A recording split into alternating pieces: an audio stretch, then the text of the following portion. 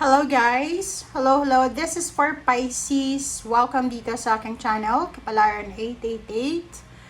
Pisces, alamin natin ang next 3 months reading mo. So, this is from April, May, June. So, nasa malapit na tayo sa second half. Okay? So, 3 buwan na lang. Second half na ng 2026. So, titingnan natin Pisces kung ano yung message na kailangan mong marinig. So, paalala lang, this is general reading. So, pwede kang makaresonate or hindi. Depende sa kung ano yung message na to na darating sa'yo. And make sure na gamitin natin ang ating intuition sa mga mensahe na lalabas dito. Okay? So, since malaki yung cards na to, mas malaki pa sa kamay ko, kailangan natin na dahan-dahanin yung pagbalasa. Okay, so this is for Pisces. Pisces, ano ba ang possible na darating sa'yo? Or message na kailangan mong marinig for the next 3 months. Okay.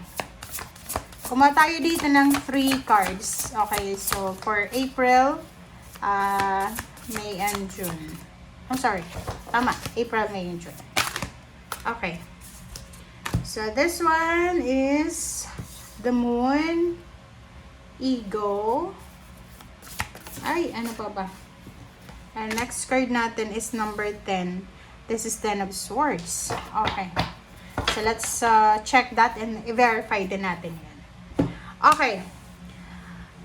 April, May, June. Okay, so since this is general reading, pwede naman na ito yung June, ito yung April, ito yung May. So basta within the next 3 months, pwedeng mangyari siya. Okay? So yung first card natin, Pisces, is the Moon. So this is your energy. Energy yan ng mga water sign, Pisces, Scorpio, and Cancer. So sinasabi ng baraha sa'yo, April, May, June, napaka-importante yung 3 buwan na yan na kailangan mong makinig sa sinasabi ng iyong intention, ng intuition, and pay attention sa kung ano yung mga signs, symbols, synchronicities na ipinapahiwatig sa atin ng universe and the divine. Okay? Iwasan mo rin yung sobra-sobrang pag-aalala, especially lalo kung nasa maingay ka na lugar, 'di ba? So, iwasan mo yung sobrang pag-aalala, let go of your fears, i-let go mo yung mga takot mo na yan, and let God. Okay? So, everything happens for a reason, but ang magagawa natin sa ngayon, if ever nasa maingay kang lugar, you need to pray.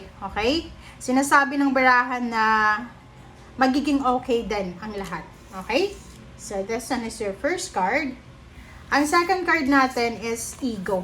Okay? This is air signs energy. Same din dito, air signs energy. So, sinasabi ng baraha sa'yo, may mga Pisces na posibleng may mga ano kayo, illusion na parang naka-stagnant ka kasi maybe may mga Pisces ngayon na gustong mag-travel like from April, May, June gusto mong mag-travel or nasa lugar ka na maingay, so parang feeling ano lang yon, feeling stagnant, feeling trap ka.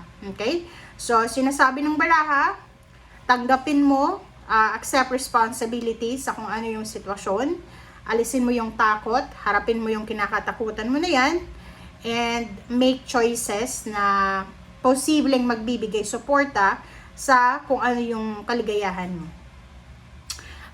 Doon sa mga Pisces na may mga unhealthy habits, unhealthy lifestyle, addiction, or kung ano pa man, sinasabi ng baraha sa'yo dito na huwag nyong, kumbaga, if ever na mayroon kayong mga kinakatakutan, or marami kayong problema, or marami kayong mga pinagdadaanan, huwag nyong gagamitin yung mga unhealthy habits or lifestyle na yan para mawala yung problema nyo or yung stress nyo pansamantala kasi hindi daw yan yung kailangan nyo ngayon. Okay? So, umiwas sa kung ano man na unhealthy habits, lifestyle, or kano pa man.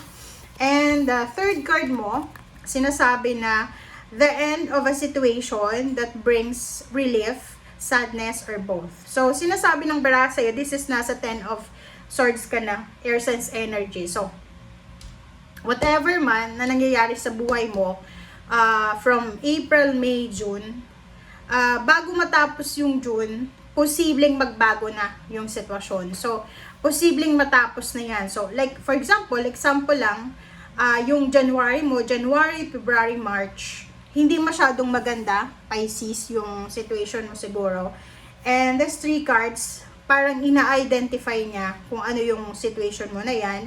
And eto yung last card mo, sinasabi na posibleng kung ano man ang pinagdadaanan mo sa ngayon habang nanonood ka, possible na matapos na yan. If it's sadness, malungkot ka ba, ano ba yung problema mo. So, eto din, sinasabi ng Baraha sa'yo dito, Pisces, na there's an opportunity para sa iyo na pwedeng magdala sa'yo ng bagong kaligayahan.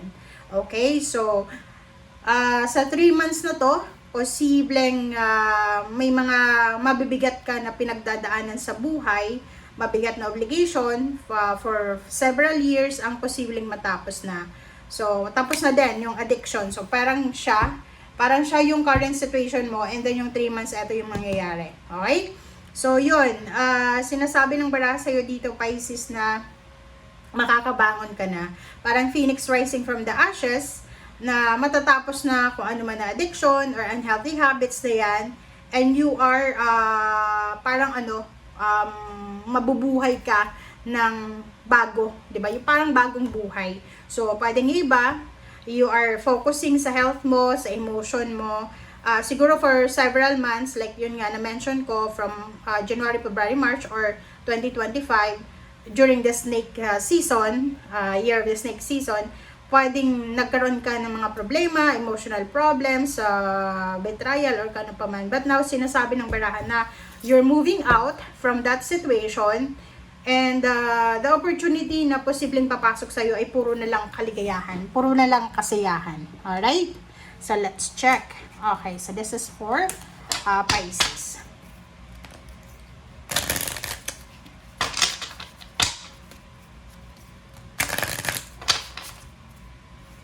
Okay, so let's check Pisces.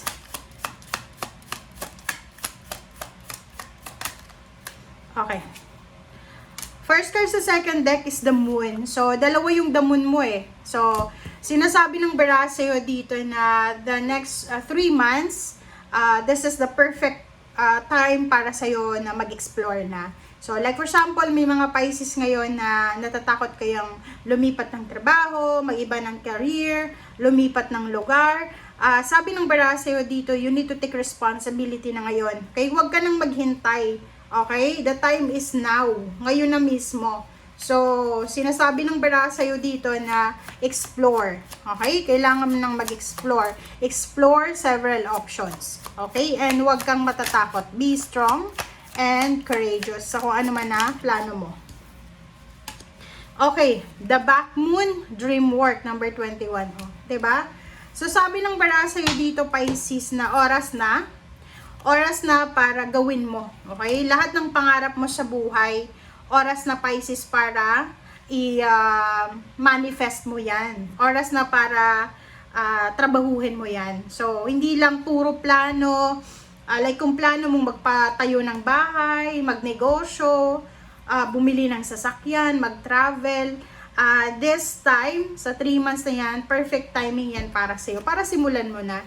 And the second cards ay the blue moon, which is the rare moon, and relaxed energy. So, 32.5, sinasabi ng Baraha sa'yo dito na commune with the dead. So, may mga occasions siguro like death anniversaries, or may mga memories kayo, good memories from your loved ones na una na sa kabilang buhay. So, sinasabi ng Baraha sa'yo dito na may mga importante ka na posibleng realization within the next 3 months.